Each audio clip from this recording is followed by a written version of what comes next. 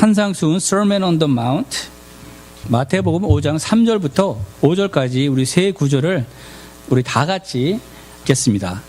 심령이 가난한 자는 복이 있나니 천국이 그들의 것이며 애통하는 자는 복이 있나니 그들이 위로를 받을 것이며 온유한 자는 복이 있나니 그들이 땅을 기업으로 받을 것이며.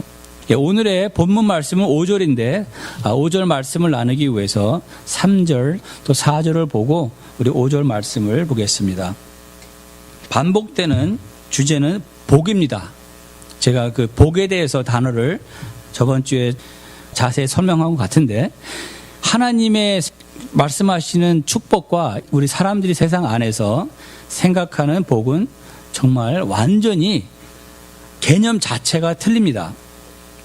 세상에서는 우리가 잘 아다시피 돈이나 건강, 외모, 학벌 여러 가지를 들어서 이제 복이라고 하는데, 제가 볼 때는 복이 아니라고 말할 수는 없습니다. 사실 건강하면 좋죠.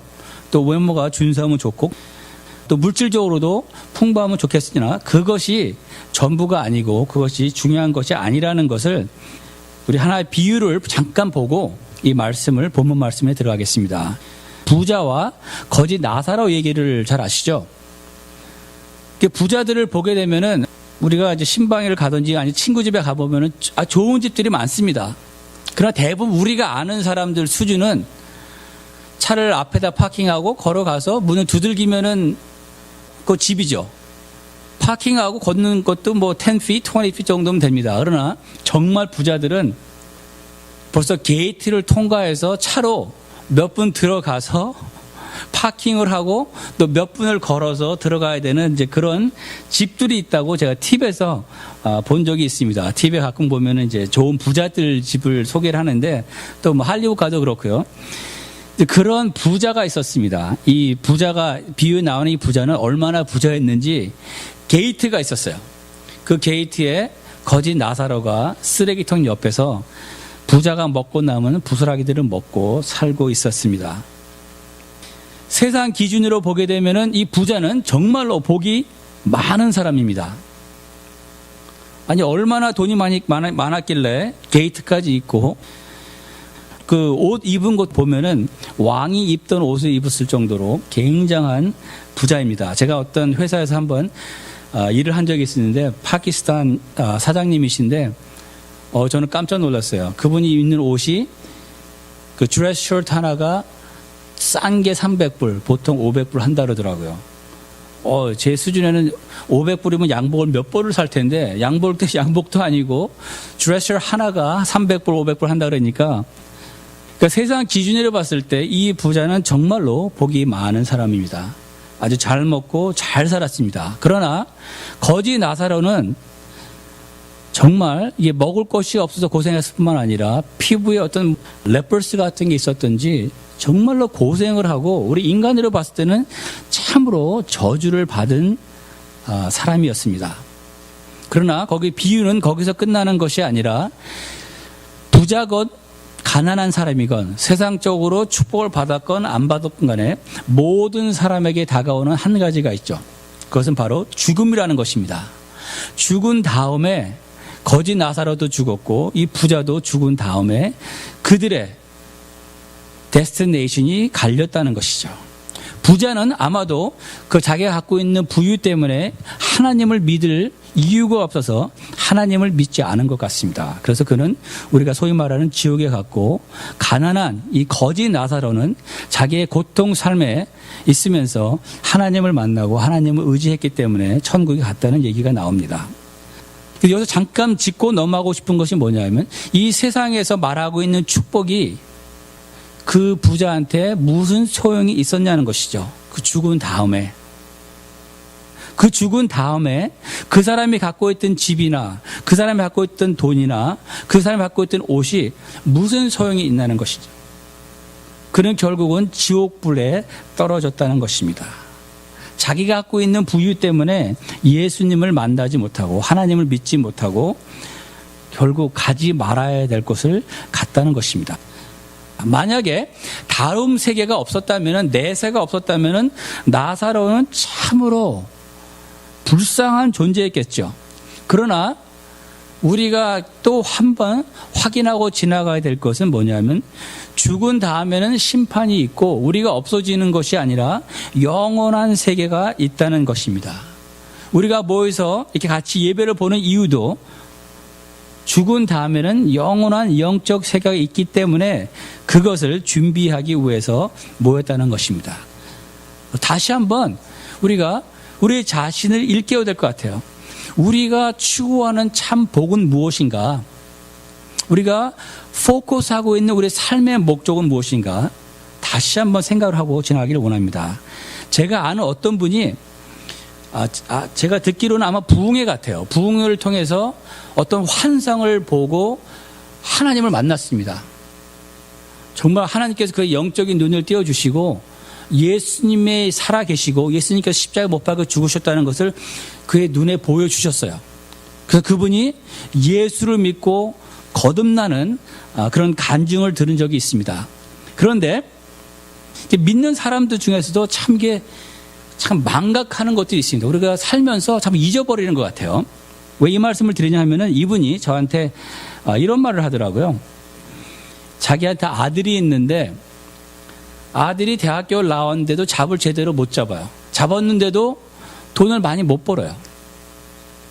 대학교를 나왔으면 최소한 이 정도의 수입은 있어야 되고 이 정도의 스테이터스는 돼야 되는데 아들을 보니까 너무나 한심한 거예요. 너무너무 속상해 하더라고요. 그래서 그는 이해는 합니다. 이해를 하는데 제가 조금 놀란 것은 뭘 놀랐냐면은 그 아들이 예수를 믿지 않고 교회를 가지 않습니다. 근데 그거에 대해서는 전혀 속상해 보이는 마음이 없더라고요. 단지 속상한 거는 자기 아들이 이 세상에서 좋은 위치에 있지 않다는 그것이 굉장히 속상한데 그 아들이 예수를 믿지 않고 지옥불에 가고 있다는 그거에 대해서는 전혀 꺼리낌이 없더라는 것이죠. 그러면 진정 우리가 믿는 사람으로서 우리가 죽은 다음에는 내세가 있고 하나님의 심판이 있고 우리가 천국과 지옥으로 영원한 세계로 갈리는 것을 알고 믿는다 하면은 어떻게 그럴 수가 있느냐 말이죠. 우리의 포커스는 무엇이냐 말이죠. 우리가 추구하는 것은 무엇이냐는 것이죠. 저는 깜짝 놀랐어요, 사실. 물론 저도 우리 아이들이 잘 되기를 원합니다. 그 누가 자기 자식들이 잡도 없이 헤매길 원하겠습니까? 저도 우리 아이들이 잘 되기를 원해요. 또 그것을 위해서 기도합니다. 그러나 가장 중요한 것은 그들의 영혼이 죽은 다음에 어디를 가느냐, 또 하나님 앞에 섰을 때 무슨 말을 듣느냐, 그것이 가장 중요한 것이 아니겠느냐 말이죠. 그래서 진정한 진정한 축복이란 무엇일까 생각해 볼 때 산상수훈에서 그것을 얘기하고 있는 것이에요. 팔복이 나오고 있습니다. 거기서 나오는 참된 축복이라는 것은 뭐냐면은 이 영원한 하늘나라가 있는데 그 영원한 하늘나라에 들어가는 사람이 진정히 복을 받은 사람이라는 것을 산상수훈에서 얘기를 하고 있는 것입니다. 이 세상에서는 못 산다 할지라도 죽은 다음에는 꼭 천국에 들어가야 되는 것이 하나님과 영원히 함께하는 그것이 참 축복이라는 것이죠. 그러면 이 천국에 어떻게 들어가느냐를 설명하고 있는 것이 바로 마태복음 5장 우리가 읽고 지금 계속 말씀을 나누고 있는 것입니다. 그럼 천국은 어떻게 들어가느냐? 천국이 가장 큰 축복이라고 우리가 생각을 한다면 어떻게 들어가느냐? 3절에 나왔습니다. 우리가 저번주에 말씀을 참고한 것처럼 심령이 가난한 자는 복이 있나니, 왜 심령이 가난한 자가 복이 있냐 하면은 그들이 천국에 들어갈 것이기 때문에. 심령이 가난한 것은 무슨 말이냐 하면은 자기의 본 모습을 발견한 사람. 어떤 모습이요? 자기의 죄인된 모습을 발견한 사람이 천국문에 들어갈 수 있다는 것입니다. 왜냐하면 자기의 참 모습, 자기가 죄인이라는 것을 발견한 사람이 4절에 보니까 이렇게 나와 있습니다. 애통하는 자는 복이 있나니 그들이 위로를 받을 것이요. 그러니까 3절과 4절은 이렇게 구별되어 있는 틀린 구절이 아닙니다. 연결되어 있는 것입니다. 무슨 말이냐 하면은 심령이 가난한 자만이 애통을 할 수가 있습니다. 애통을 하는 자가 위로를 받을 수 있다는 것입니다. 심령이 가난한 자, 자기의 죄를 인식하는 자, 자기가 정말로 하나님 앞에 죄인이라는 사람만이 하나님 앞에 애통을 하겠죠. 자기가 죄인이라고 생각하지 않는 사람이 하나님 앞에 왜 애통하며 눈물을 흘리며 회개를 하겠냔 말이죠. 그래서 진정한 축복의 시작은 나는 하나님 앞에 어쩔 수 없는 죄인이구나 라고 깨닫는 사람이 천국에 들어갈 수 있는 축복을 얻는다는 것이죠. 4절에 나오는 애통하는 그 애통이라는 단어가 그 슬프다는 단어, 그 단어가 헬라하고 또 히브리에 보면 여러 단어가 있다 합니다. 그러나 여기서 나오는 단어는 그 중에서도 가장 마음이 아주 힘든 가장 슬픈 단어를 써서 얘기를 하고 있다고 합니다. 죄를 진다는 것은 다르게 말하면 우리는 어떻게 말할 수 있냐면요, 하나님을 모욕했다는 것입니다. 내가 죄를 짐으로 말미암아 내가 하나님을 offend 했다는 것이에요. 가만 한번 생각을 해봅시다. 내가 내 친구를 offend 한 것이 아니라, 내가 내 친구를 모욕한 것이 아니라 이 온 우주를 창조하신 창조주 하나님을 내가 나의 죄로 모욕을 했다는 것, offend를 했다는 것입니다. 우리가 가끔 주위 사람으로부터 우리가 offend를 당하죠. 모욕감을 느끼는 말들을 누가 해요. 그렇게 되면 우리의 마음이 어떻습니까? 굉장히 불쾌하죠. 굉장히 마음이 상하고 감정이 상하고 화가 난다는 것입니다. 그렇듯이 우리가 죄를 질 때 우리는 그냥 죄를 졌어가 아니라 거룩한 창조주 하나님을 모독했다는 것입니다. 그래서 애통한다는 것은 무슨 말이냐 하면은 내가 이 하나님을 모독한 그 죄를 후회한다는 것입니다. 진정으로 마음으로서 아파하면서 하나님 앞에 용서를 구한다는 것이에요. 정말로 내가 잘못했습니다. 정말로 나의 죄로 인해서 괴로워한다는 것입니다. 제가 이런 표현을 했죠. 가슴을 찢는, 마음을 찢는 그런 깊은 나의 마음에 상처가 있다는 것이에요. 왜냐하면 하나님을 모독했기 때문에. 다윗이 시편 51편 16절과 17절을 통해서 이런 말씀을 했습니다. 애통하는 자는 복이 있다 그랬죠. 그것을 설명하기 위해서 시편 51편 16절에 17절에 보면은 우리가 잘 아는 구절입니다. 주께서는 제사를 기뻐하지 아니하시나니 그렇지 아니하면 내가 드렸을 것이라. 주는 번제를 기뻐하지 아니하시나이다. 하나님께서 구하시는 제사는 상한 심령이라. 영어로 말하면 contrite heart, a broken heart. 상하고 통회하는 마음을 주께서 멸시하지 아니하시리라. 왜 애통하는 자가 복이 있냐면 내가 하나님 앞에 나의 찢어진 가슴, 나의 broken heart, contrite heart를 갖고 오면은 하나님께서 불쌍히 여기시고 나를 용서하시고 받아주신다는 것이에요. 여기서 알 수 있는 것은 하나님의 관심은 어떤 사람에게 있느냐 하면은 하나님 앞에 나와서 애통하는 자, 자기의 죄 때문에 아파하고 자기의 죄 때문에 괴로워하는 자에게 하나님의 눈이 간다는 것이에요. 하나님의 관심은 그런 자한테 있다는 것입니다. 그래서 애통하는 자가 복이 있어요. 왜냐하면 자기가 애통을 할 때 누구의 관심을 끄는 것입니까? 누구의 눈을 끄는 것이에요. 하나님의 눈을, 하나님의 관심을 끊는다는 것이죠. 하나님이 원하는 자는 바로 이런 자라는 것이죠. 심령이 가난해서 자기의 죄인된 모습을 보고 하나님의 앞에 나와서 애통하며 회개하는 자, 그것으로 인해서 마음을 아파하며 괴로워하는 자를 하나님께서 긍휼을 또 은혜의 대상으로 삼아 주시기 때문에 그들이 복된 자라는 것입니다. 왜냐하면 그들을 하나님께서 또 찾고 계시다는 것이죠. 그럼 오늘 본문 말씀 5절입니다. 5절에 보니까 이렇게 나와 있습니다. By the way, 팔복에 나오는 모든 말씀들은 구약에 있는 것입니다. 시편하고 또 이사야에서 나오는 말씀들을 예수님께서 응용해서 다시 이제 말씀하시는 건데 뭐 일일이 볼 필요는 없을 것 같아서 제가 찾아보지 않습니다. 5절에 보니까 온유한 자는 복이 있나니 계속 3절부터 연결되는 것입니다. 따로따로 있는 것이 아니라 연결해서 보지 아니하면은 이 말씀을 이해하기가 힘든데, 온유한 자는 복이 있나니 그들이 땅을 기업으로 받을 것이며, 이 온유하다는 것을 영어로 보니까 보통 meek 아니면 humble 아니면은 gentle 그렇게 나와 있더라고요.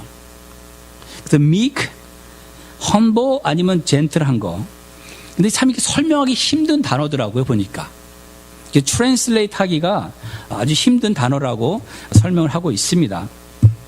근데 얼뜻 보면 말이에요, 온유한 사람 하면은 아주 착한 사람이 생각나요.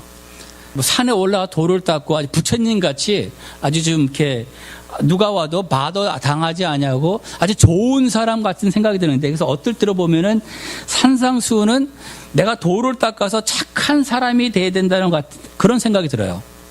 온유한 자는 복이 있나니, 다르게 말해서 만약 그렇게 세상적으로 해석을 한다면은 착한 사람은 복이 있나니 그들이 땅을 기업으로 받을 것이요, 아니면 하나님이 착한 사람을 좋아하고 착한 사람을 구원한다는 그런 식으로 생각이 드는데, 사실 말이에요, 죄송한 말이지만 교회 안에서 이상하게 세상에서 말하는 온유한 사람 별로 없는 것 같습니다. 이상하게도 크리스천들이 쌓아놨습니다. 말도 많고 서로 헐뜯고 말이에요. 오히려 좀 법도 없이 산다는 사람들 보게 되면은 불균이 더 많은 거라고 볼 수도 있겠어요. 아니면 유교 사상으로 해서 자기를 잘 디스플레이 한 사람들. 근데 여기서 말하는 온유한 것은 무조건 everything's okay, 이것도 오케이 저것도 오케이, 죄를 봐도 오케이, 죄를 뭐 다 용납하는 그런 착한 것이 아니라, 왜냐하면 모세가 이 세상에서 그 당시에 가장 가장 온유한 사람이라 그랬고, 그 다음에 예수님도 신약에 와서 온유하다 그랬어요. 그래서 예수님을 보면은 세상적인 생각으로 온유한 사람의 그 이미지는 같지는 않습니다. 왜냐하면은 바리새인들을 볼 때마다, 사두개인들을 볼 때마다 뭐라 그랬어요? 욕 중에 욕을 했습니다. 이 독사에 같은 자식들아, 이 독사에 같은 새끼들아. 욕을 했을 뿐만 아니라 성전에 들어가서 비즈니스, 하나님을 이용해서 돈을 버는 사람 다 뒤집어 엎었습니다. 이 세상에서 말하는 착한 사람, 법 없어도 살 수 있는 그런 사람의 이미지는 아니었던 것 같습니다. 그럼 여기서 나오는 온유의 뜻은 저도 이게 쉽지는 않은 것 같아요. 그럼 한번 좀 쉽게 한번 풀어보기를 원하는데, 첫째 알아야 될 것은 뭐냐, 온유하다는 것은 하나님 앞에 서 있을 때 온유함을 말하고 있는 것이에요. In relationship to God. 다른 것을 비교해서가 아니라 하나님 앞에 있을 때 온유한 모습을 얘기하는 것입니다. 하나님 앞에 있을 때 meek 아니면 험보한 사람이 복이 있다. 왜냐하면 그들은 하나님으로부터 땅을 받을 것이요. 저번 주에 말씀을 상고한 것처럼 이 땅은 어떤 분들은 영적으로 해석을 해요. 근데 저는 이 땅을 literally 영적으로 해석을 하지 않냐고, 나중에 예수님과 재림한 후에 새 땅, 새 하늘, 저는 그렇게 해석을 합니다. I think it's correct to interpret that way. 온유한 자는 정말로 하나님께서 기업을 주세요. 땅을 주시든지 아니면 영적으로 다른 거를 주시든지 간에 하나님께서 그 땅이라는 것을 기업으로 주신다고 하였습니다. 근데 제가 말씀을 드린 것처럼 온유한 것은 in relationship to God, 하나님 앞에서 온유하다는 것인데, 제가 이것을 좀 설명을 하고 하나의 비유를 보고 그 비유를 보면은 자세히 제가 볼 때 설명이 된 것 같습니다. 그래서 하나님 앞에 겸손한 자는 뭐냐면은 쉽게 말하면 이거 같아요. 하나님 앞에 섰을 때 나라는 것을 내세울 게 아무것도 없는 사람. 하나님 앞에 섰을 때 아주 조용할 수밖에 없는 사람. Has nothing to say. 하나님 앞에 내가 무엇을 했다고 내세울 말이 없는 사람. 그러니까 하나님 앞에 제가 갖고 있는 이미지는 머리를 푹 숙이고 드라마 보면 그러죠. 죽여주십시오 왕한테. 그런 태도로서 묵묵히 가만 있는 사람. 그냥 명령만 떨어지기를 기대하는 사람. 나는 죄인이로소이다. 나는 하나님 앞에 내놓을 것이 아무것도 없습니다. 하나님 그냥 말씀만 해주세요. Whatever you say, I will do my best to obey. I am willing to obey because I am nothing before you. 나는 하나님 앞에 정말 아무것도 아닙니다. 논쟁할 거리가 없는 사람. 그러니까 우리는 항상 조심을 해야 돼요. 나, I 하는 사람들 있죠. 내가 하는 사람들. 사단이 되기 전에는 좋은 천사였습니다. 이사야에서 보니까 그 좋은 천사가 사단이 되는 것을 보여주고 있는데 거기서 언제 좋은 천사가 사단이 됐냐면은 영어로 보니까 그 좋은 천사가 뭐라 그러는지 아십니까? 내가 5번 하나님 앞에서 자기를 주장을 합니다. 자기를 내세워요. 그것이 바로 여기서 말하는 온유한 사람과 정반대되는 것입니다. 그래서 온유한 사람은 내가가 없습니다. 나가 없습니다. 하나님 앞에 섰을 때 사람들 앞에서가 아니라 하나님 앞에 나왔을 때 하나님 앞에 정말로 내놓을 게 정말 없어서 겸손할 수밖에 없어요. 온유할 수밖에 없어요. 보통 그렇죠. 어떤 큰 죄를 지은 사람이 걸려요. 또 아이들도 있죠. 아이들이 부모 앞에 하지 말라는 거 했을 때 딱 걸렸을 때 말썽 부리는 아이들도 있죠. 말을 안 듣고 땡가 부르는 아이들도 자기가 잘못을 했을 때 딱 걸리면은 그 순간만큼은 어떡합니까? 온유해집니다. Whatever you say, mom or dad, I will do it. I know I deserve to get punished. 이제 그러한 태도 같아요. 제가 볼 때는. 그런데 반대로 제가 말했던 것처럼 내가 온유하지 않은 사람들, 다르게 말하면 교만한 사람들이겠죠. 자만한 자, 자기로 충만한 자, 자기의 의가 너무나 많아. 자기가 생각을 해도 자기는 참으로 대견해요. 자기가 아무리 생각해도 자기는 너무나 자랑스러워. 하나님 앞에 자신만만한 사람들. 영어로 말하면 아주 쉬워요. Full of himself.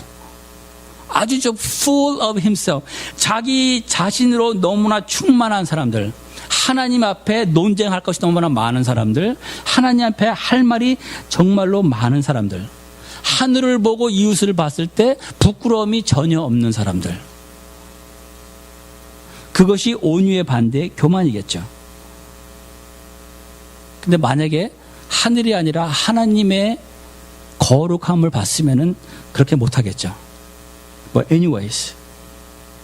그래서 제가 말씀을 드렸죠. 3절부터 4절, 5절 쭉 연결되는 얘기입니다. 심령이 가난한 자, 자기의 죄를 깨달은 자가 애통을 합니다.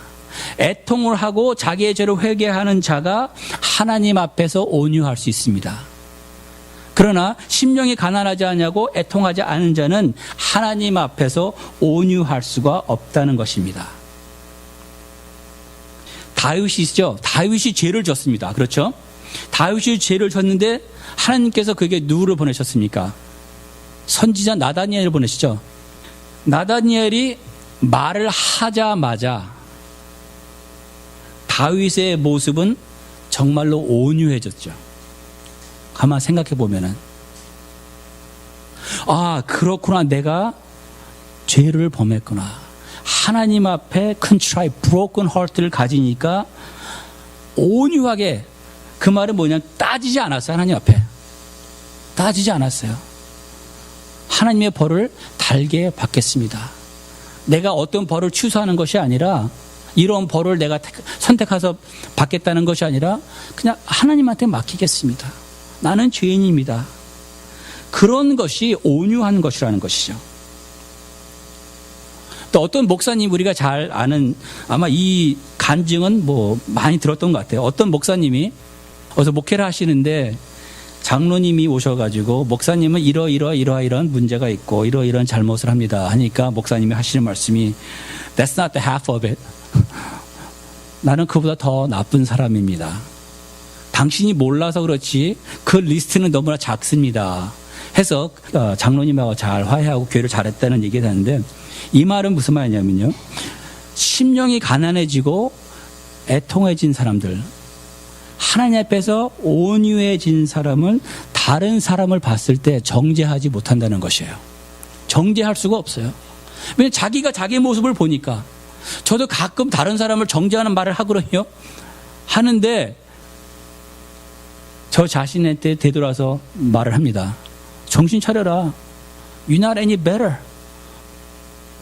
네가 저 사람보다 더 낫다고 생각하느냐? 아니라는 것이죠. 저 자신한테 계속 리마인드를 시켜요. 나도 그 사람하고 똑같은 죄인이다. 내가 누구 앞에서, 정말 하나님 앞에서 그 사람을 정죄하겠느냐 말이죠.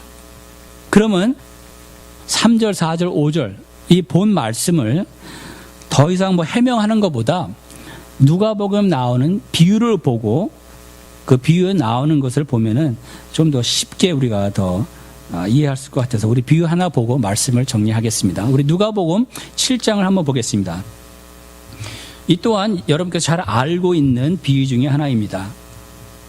누가복음 7장에 보니까 어떤 창녀가 와서 예수님 발에 향유를 뿌리고 눈물을 흘리는 그 장면이 나오고 있습니다. 한번 보겠습니다. 7장 36절부터 보니까 좀 길지만 제가 쭉 읽어드리겠습니다. 36절에 보니까 한 바리새인이 예수께 자기와 함께 잡수시기를 청하니 이에 바리새인의 집에 들어가 앉으셨을 때에 그 동네에 죄를 지은 한 여자가 있어 예수께서 바리새인의 집에 앉아 계심을 알고 향유 담은 옥합을 가지고 와서 예수의 뒤로 발 곁에 서서 울며 눈물로 그 발을 적시고 자기 머리털로 닦고 그 발에 입 맞추고 향유를 부으니 예수를 청한 바리새인이 그것을 보고 마음에 이르되 이 사람이 만일 선지자라면 자기를 만지는 이 여자가 누구며 어떠한 자 곧 죄인인 줄을 알았으리라 하거늘 44절에 보니 넘어가서 그 여자를 돌아보시며 시몬에게 이르시되 이 여자를 보느냐 내가 내 집에 들어올 때는 너는 내게 발 씻을 물도 주지 아니하였으되 이 여자는 눈물로 내 발을 적시고 그 머리털로 닦았으며 너는 내게 입맞추지 아니하였으되 그는 내게 들어올 때로부터 내 발에 입맞추기를 그치지 아니하였으며 너는 내 머리에 감람유도 붓지 아니하였으되 그는 향유를 내 발에 부었느니라. 이러므로 내가 내게 말하노니 그의 많은 죄가 사하여졌도다. 이는 그의 사랑함이 많음이라. 사함을 받은 일이 적은 자는 적게 사랑하느니라. 이에 여자에게 이르시되 내 죄 사함을 받았느니라 하시니. 예, 여기 두 사람이 나오고 있습니다. 한 사람은 죄인이라 그랬습니다. 이 여인은 죄인이라는 것은 아마도 창녀가 아니었는가 생각을 합니다. 예수님께서 어느 한 마을에 갔을 때 바리새인이 예수님을 자기 집에 초청을 해서 이제 식사를 하고 얘기를 나누는데 그때 그 소문을 듣고 이 죄를 진 여자가 와서 예수님 앞에 말도 못합니다. 말도 하지 못하고 눈물로써 예수님의 발을 계속 적시고 자기의 긴 머리털로 예수님의 발을 닦고 그 다음에 거기다가 향유를 붓습니다. 그러니까 그 바리새인이 하는 말이 아니 예수님이 선지자 맞아? 아니 선지자라면 이 여자가 죄인인데 어떻게 이 죄인을 하여금 자기의 몸을 만지게 하느냐 속으로 생각했을 때 예수님께서 이제 설명을 합니다. 그때는 이제 샌드로 싣고 다녔기 때문에 발이 굉장히 더러워집니다. 그래서 어떤 집에 들어가게 되면 거기에 종이 와서 물을 붓고 발을 닦아주게 돼 있습니다. 그리고 자기 집에 온 사람은 그 당시에 인사법은 키스입니다. 키스를 해주고 발을 씻게 해주는 것이 인사인데, 예수님이 왔을 때 이 바리새인은 예수님을 무시한 것 같습니다. 물도 주지 아니하고 인사도 하지 않았습니다. 그러니까 이 스토리를 들으면서 여러분은 이 두 사람 중 누구 같습니까? Who do you identify yourself with? 둘 중에 여러분은 누구 같습니까? 제가 초이스를 딱 2개 주고 좋지도 않은 거 유도하고 있으니까 뭐 답은 아시겠죠? 바리새인은 아니라 그러실 것 같고, 그런데 또 이 창녀 죄인이라고 하긴 좀 그런 것 같기도 하고, 그런데 여기서 우리가 배워야 할 것은 무엇이냐 하면은 그 여자는 바로 나의 모습이라는 것입니다. 그래서 우리가 산상수훈 비유로 돌아가서 이것을 이렇게 비춰보면은 이 여자는 참으로 복을 받은 사람입니다. 왜냐하면 우리가 3절을 통해서 심령이 가난한 자, 자기가 죄인 된 것을 아는 자, 그 다음에 죄를 깨닫고 4절에 보니까 애통하는 자, 또 애통하는 자가 하나님 앞에서 온유하다 그랬는데 그 모습을 다 이 여인을 통해서 볼 수가 있다는 것입니다. 이 여자는 왜 제가 축복을 받았냐 말을 드리냐 하면은, 창녀짓 한 거는 그건 축복이 아니죠. 그것을 칭찬하는 것이 아니라, 그러나 그것을 통해서 이 여자는 복 받았다는 이유는 그것을 통해서 자기가 죄인이라는 것을 누구보다도 잘 알았다는 것입니다. 자기가 누구보다도 죄인이라는 걸 알았고, 또 이 여자는 분명히 애통하고 있었어요. 그 죄의 문제를 통해서. 이러면 안 되는데 나는 이 죄 때문에 하나님을 만날 수 없겠구나, 내가 하나님 앞에 악을 행했구나 하는 것을 알아서 분명히 그 마음이 괴로웠을 것이라는 것이죠. 어떻게 아느냐? 예수님 앞에 나온 것을 보면 압니다. 얼마나 애통을 했냐 하면은 말도 하지 못하고 눈물만 흘리는 것이에요. 하나님 앞에 정말로 내세울 게 자기 죄밖에 없잖아요. 그러니까 감히 입을 열어서 용서해 달라고 하는 말도 못해요. 얼마나 순한 모습입니까? 얼마나 얼마나 겸손한 온유한 모습이냔 말이죠. 아까 말씀을 드렸죠. 하나님의 관심을 끊는 것은 자기의 죄를 인하여 애통하고 하나님 앞에 겸손한 자, 하나님의 관심을 끌었단 말이죠. 애통하는 자는 4절에 보니까 뭐라 그랬죠? 하나님께서 위로해 준다 그랬습니다. 여기 스토리를 보니까 끝에 예수님께서 이 여자에게 위로의 말씀을 주시죠. 너의 죄가 사함을 받았느니라. 다르게 말해서 너는 이제 천국에 갈 수 있다. 나와 영원히 살 수 있다. 제가 생각하기엔 이 순간부터 이 여자는 집에 가서 나는 죄인이지 애통하는 마음을 갖지 않았을 거예요. 이제 그 문제는 해결됐으니까 그 다음부터는 감사하는 마음으로, 아마 기쁜 마음으로 살지 않았을까. 근데 그 반면에 이 바리새인은 어땠습니까? 아주 교만했습니다. 자기의 full of himself, 자기의 의가 너무나 충만해서 예수님 앞에 온유할 수 있었습니까? 없었습니까? 온유할 수가 없었죠. 얼마나 교만했던지 예수님을 대하는 것을 보면 예수님을 완전히 무시했다는 것이죠. 아직도 내가 그 죄인이라는 것을 깨닫지 못할까봐 마태복음 5장을 쭉 보게 되면은 이렇게 나오죠. 너희가 간음하는 것은 꼭 행동으로 옮겨야지만 간음이 아니라 여자를 보고 남자를 보고 그런 생각을 했으면은 내가 바로 그 창녀와 같은 죄인이다. 내가 그 창녀와 같은 간음한 자다라고 말하고 있는 거예요.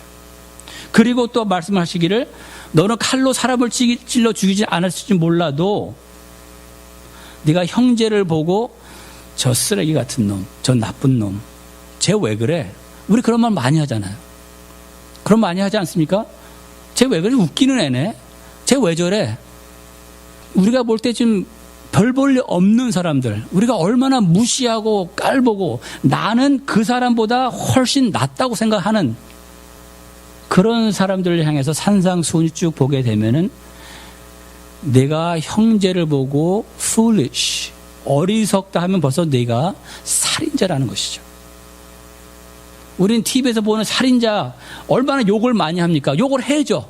살인했으니까 욕을 먹어도 쌉니다. 욕을 해야 돼요. 그러나 하나님께서 말씀하고 있는 것은 너도 하나님 앞에서는 그와 똑같은 죄인이다. 살인마다. You're not any better than the people out there. The rapists and the murderers. 똑같다는 것이죠. 그것을 아는 사람이 복이 있다는 것이에요.